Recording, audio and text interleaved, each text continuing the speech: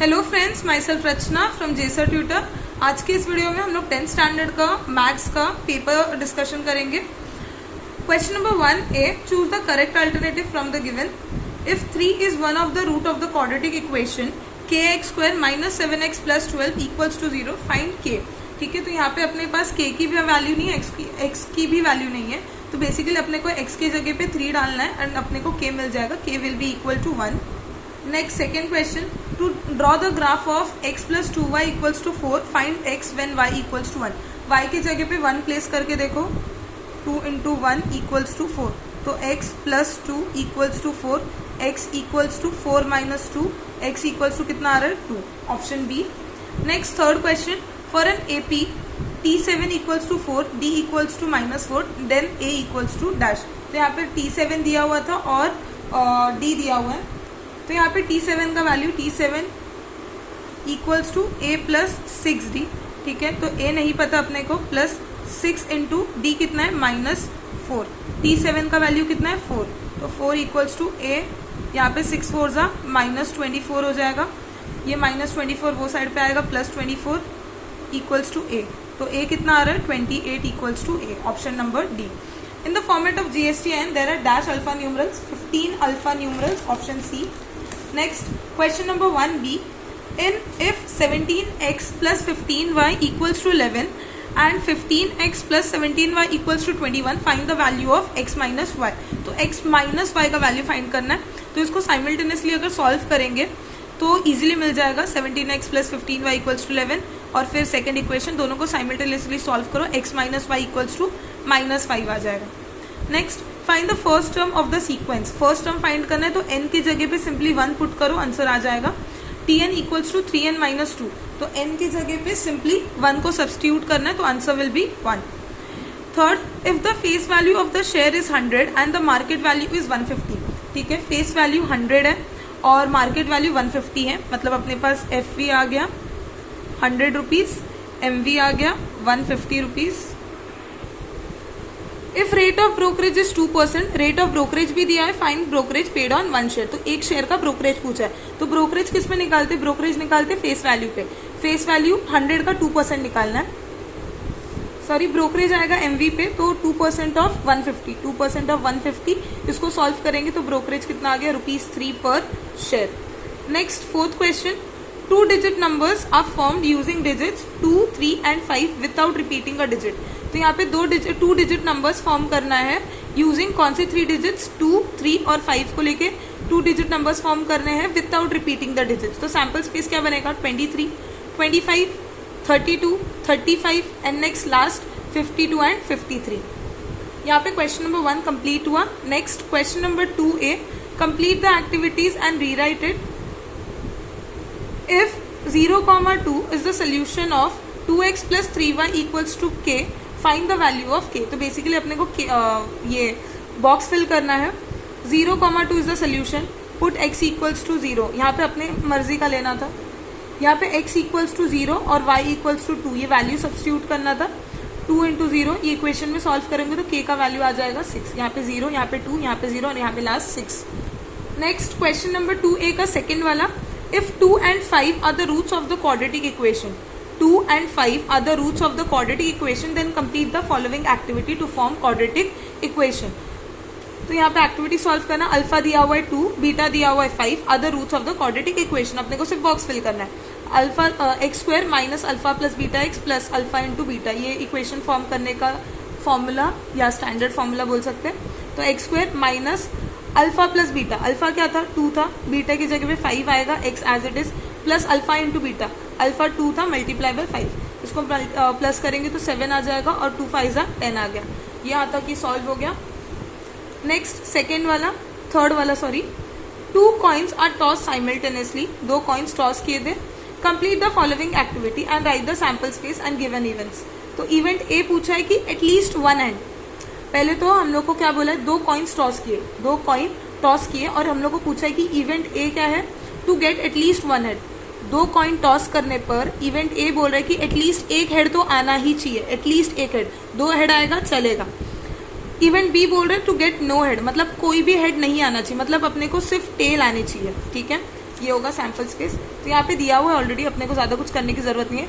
2 coin toss करने का sample space आ जाएगा HH, HT, TH और TT। ये आ गया सैम्पल स्पेस। इवेंट ए पूछा था टू गेट एटलीस्ट 1 हेड, तो 1 हेड एटलीस्ट आना चाहिए, मतलब 2 हेड भी चलेगा और 1 हेड भी चलेगा। तो यहाँ पे क्या क्या आ जाएगा सैम्पल स्पेस में, HH 2 हेड, 1 H 1 T और 1 T 1 H। Next event B था टू गेट नो हेड, कोई भी हेड नहीं आना चाहिए था, तो यहाँ पे आ जाएगा TT, दोनों tails. Next B part, solve the following sub question any 4 solve. यहाँ पे 2 मार्क्स का ये quadrilateral ABCD is a rectangle. Write 2 simultaneous equation using information given below in the diagram in the form of ax plus by equals to c. तो यहाँ पे एक quadrilateral दिया हुआ है। ये quadrilateral बेसिकली एक रेक्टेंगल है। अभी अगर ये रेक्टेंगल है तो मैं ये बोल सकती हूँ कि इसकी जो अपोजिट साइड्स है वो इक्वल है, मतलब AB is equals to CD, which means 2x plus y plus 8 is equals to 4x minus y. Similarly मैं ये भी बोल सकती हूँ कि 2y is equals to x plus 4। तो इसी के हेल्प से अपने को 2 साइमल्टेनियस इक्वेशन बनाना है। सेम मैंने लिखा 2x plus y plus 8 is equals to 4x minus y, 2x plus y plus 8 is equals to 4x minus y. क्यों ये दोनों इक्वल होंगे? Property of rectangle, opposite sides of rectangle are congruent. Similarly 2y equals to 3x plus 4, यहाँ पे भी same reason लिखेंगे, property of rectangle. यही किया है यहाँ पे, ठीक है। अब 2x plus y plus 8 equals to 4x minus Y, ये साइड पे 4x आ गया, इसको सॉल्व करके मुझे एक इक्वेशन मिल रहा है। वो इक्वेशन क्या है? x minus y equals to minus 4। Similarly दूसरे वाला भी सॉल्व करके 2y equals to x minus 4, ये दो जो साइड्स थे ये दोनों को इक्वल बोल के एक और इक्वेशन मिल रहा है, वो है x minus 2y equals to 4। अपने को सिर्फ 2 साइमल्टेनियस इक्वेशन पूछे थे, 2 साइमल्टेनियस इक्वेशन बना देना था, बहुत सिंपल था। Next question, solve the following quadratic equation using factorization method.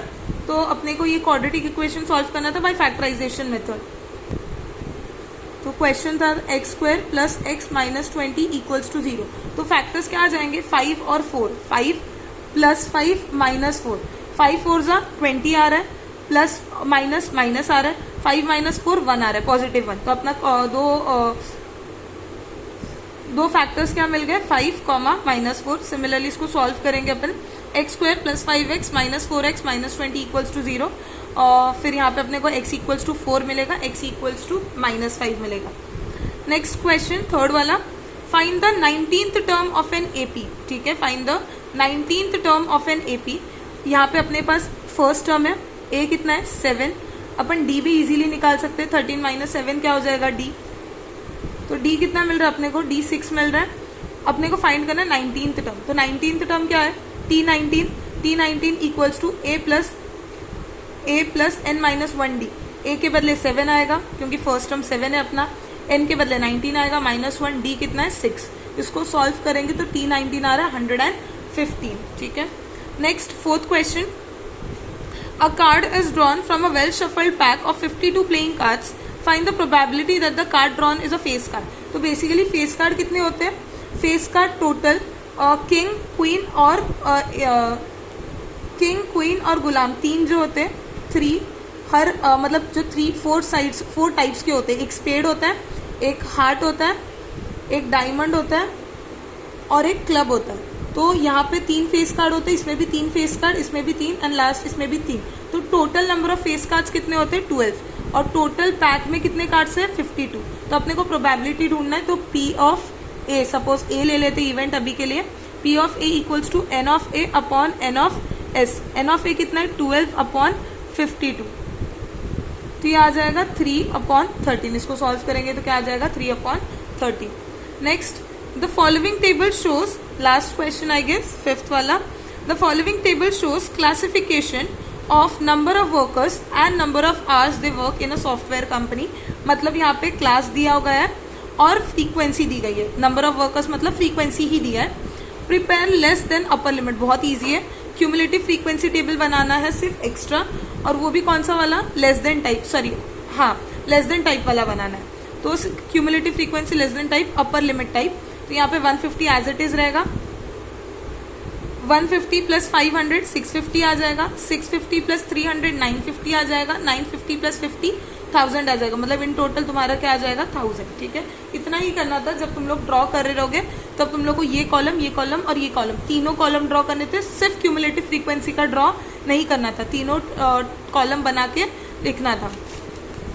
Next question, question number 3A, complete the following activity and rewrite it any one.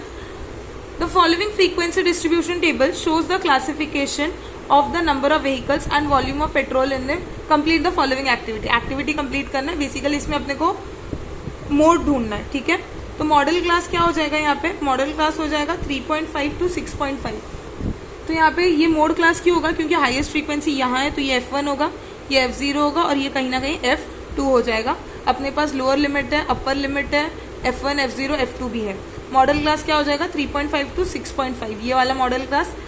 Mode equals to, formula लिखना है L plus F1 minus F0 upon 2F1 minus F0 minus F2 multiply by H। Values put करो। L के जगह पे यहाँ पे दिया हुआ ऑलरेडी 3.5, F1 अपना था 40 लिखा है, F0 33 और 2F1 2 into 40 minus 33 into minus 27। Height कितना है? दोनों को माइनस करोगे ना, 6.5 माइनस 3.5 करो 0 और ये आंसर कितना आ रहा है 3। तो हाइट कितना अपना 3। इसको कैलकुलेट करेंगे तो आंसर आ रहा है मोड कितना 4.5। तो the mode of volume of petrol field is 4.5 litres. Next question, question number 2, the total value मतलब यहाँ पे क्लियरली मेंशन किया है विथ जीएसटी, मतलब इसमें जीएसटी इंक्लूडेड है। Taxable value plus GST is equals to total value. तो total value of a remote control toy car is 2360 rupees, मतलब 2360 रुपीज का एक रिमोट कंट्रोल टॉय कार है। उसमें रेट ऑफ जीएसटी 18% है, ठीक है। Complete the activity, find the taxable value of the toy car. अपने को टैक्सेबल वैल्यू नहीं पता, अपने को टैक्सेबल वैल्यू फाइंड करना है। रेट ऑफ जीएसटी दिया हुआ है 18%। तो total value of the toy car तो दिया हुआ है 2360, रेट ऑफ जीएसटी दिया हुआ है 18%। लेट, अभी अज्यूम करें कि let the taxable value of the toy car be X rupees, क्योंकि अपने को टैक्सेबल वैल्यू ही तो फाइंड करना है।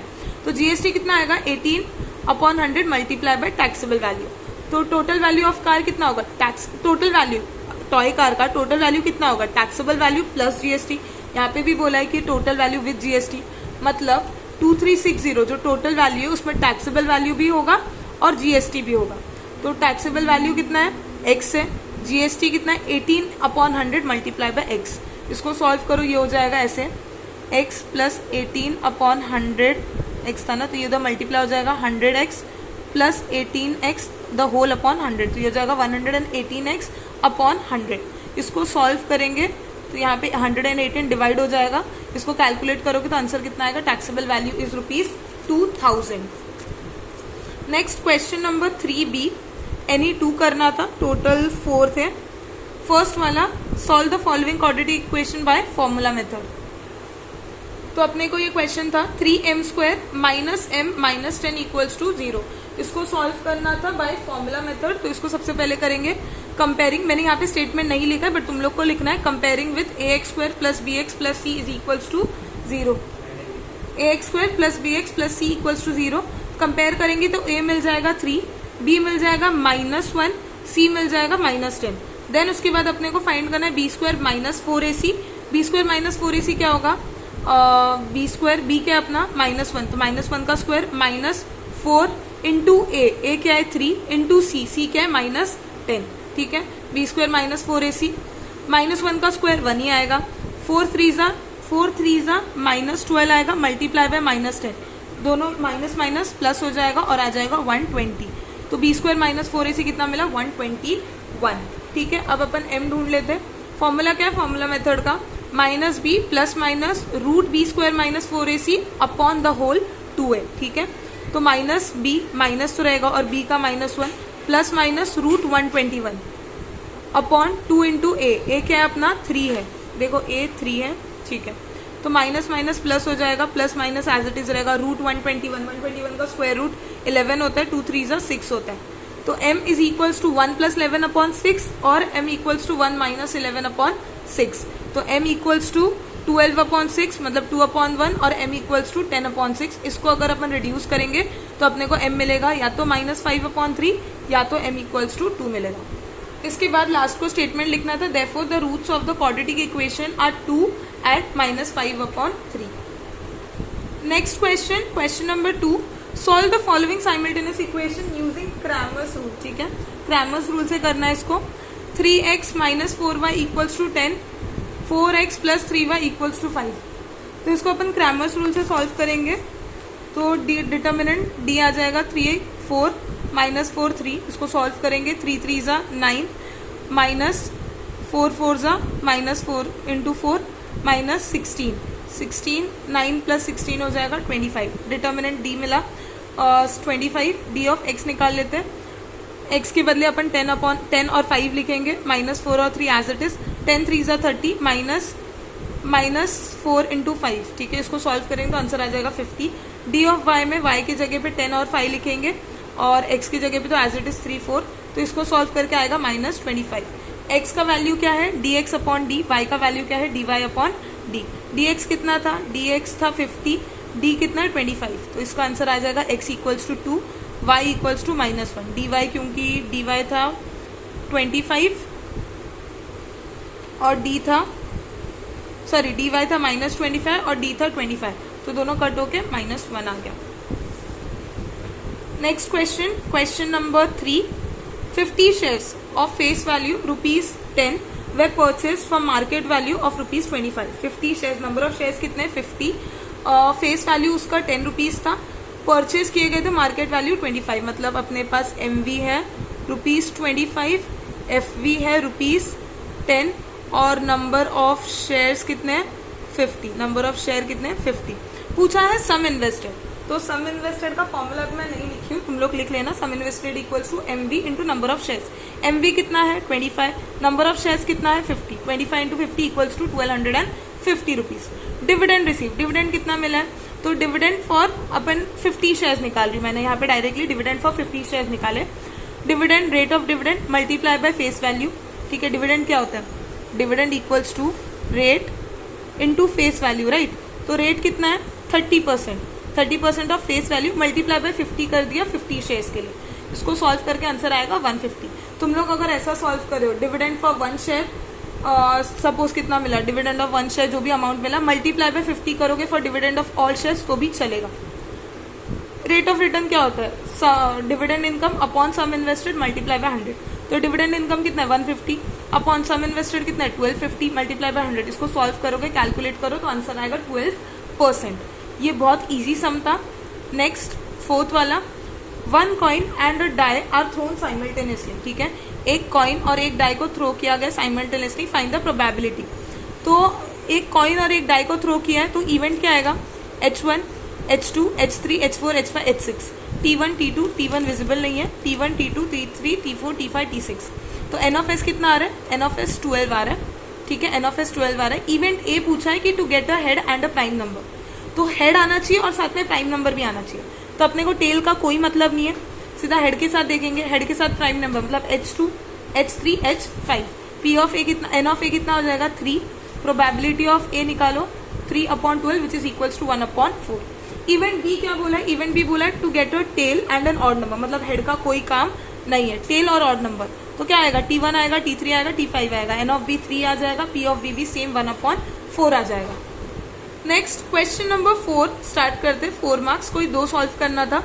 A tank can be filled by 2 taps in 6 hours. मतलब अगर दो टैप रखे ओपन तो 6 आवर्स में वो टैंक फिल हो जाएगा, ठीक है। The smaller tap alone takes 5 hours more than the bigger tap, ठीक है। अगर अभी देखो यहाँ पे अलोन वर्ड का मीनिंग क्या है, यहाँ पे जो अलोन वर्ड है ना उसका मतलब क्या बोल रहे हैं वो सुनो। अगर दोनों को साथ में चालू करेंगे ना तो 6 आवर्स लगेंगे, ठीक है। बट अगर स्मॉलर टैप को, सिर्फ स्मॉल टैप को चालू करेंगे तो क्या होगा वो बताएं। अलोन का मतलब है सिर्फ स्मॉल टैप, सिर्फ छोटा वाले नल को अगर ओपन करेंगे, सिर्फ छोटे वाले नल को खोलेंगे तो क्या होगा, ठीक है।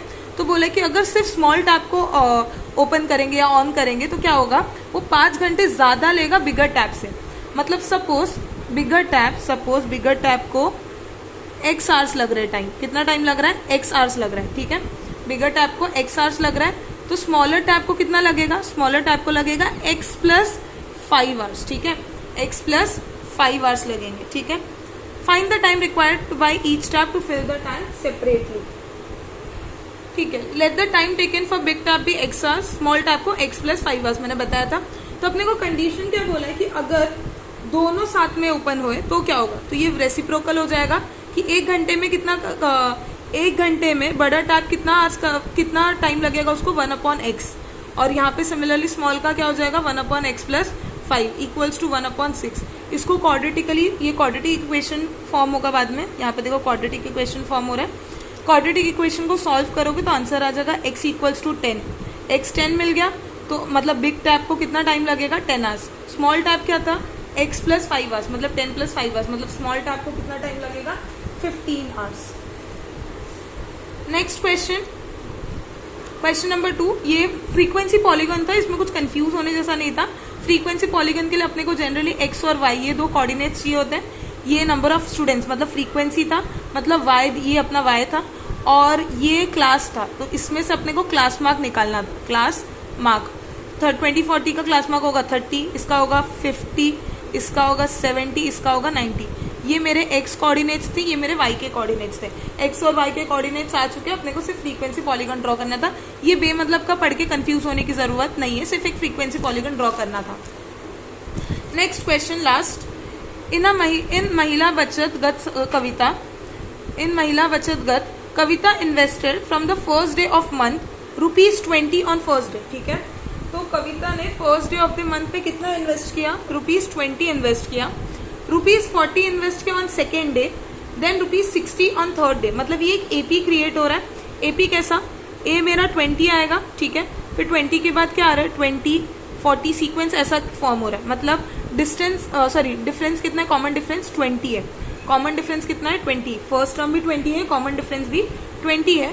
पूछा है if she saves like this then what will be her total saving in the month of February. मतलब अपने को कहीं ना कहीं टोटल सेविंग, ठीक है, सम पूछा है टोटल सेविंग, तो अपने को SN निकालना है। ठीक है, SN निकालना है, वो समझ गए। ठीक है, फर्स्ट टर्म पता चल गया, कॉमन डिफरेंस पता चल गया, ये दोनों चीजें क्लियर है।